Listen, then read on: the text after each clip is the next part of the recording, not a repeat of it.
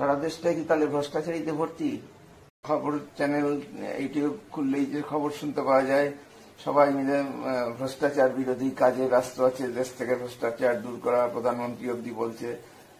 অথচ এই বিষয়টা স্টেট ব্যাংকে যে এই ভ্রষ্টাচারিতা করলো, এই যে দুর্নীতিটা করলো, কি কি দুর্নীতি করলো? স্টেট ব্যাংকের কাউন্টার থেকে বাইরের চোর টাকা চুরি করলো, সেটা সিসিটিভিতে আসলো।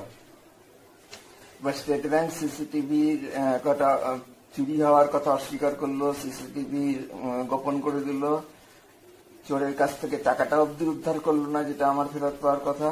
এবং চোরকে বিনা শাস্তিতে তো ছেড়ে দিলেই, এরপরে আমি নাকি মুখ খোলার জন্য চোরের প্রেস্টিজ লেগেছে, সেই যে প্রেস্টিজ নষ্ট হয়েছে, সেই জন্য ব্যাংক আমার ওপর ভয়ানক অত্যাচার, অপমান, ভয় দেখানো এসব চালাতে থাকে।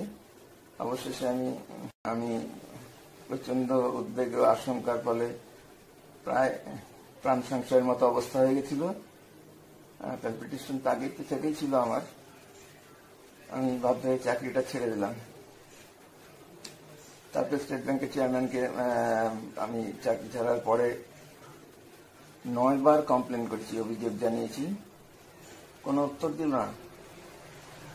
আমি যে প্রতিষ্ঠানে চাকরি করি, অর্থাৎ আমার এমপ্লয়ার, কোনো সাড়া দিল না।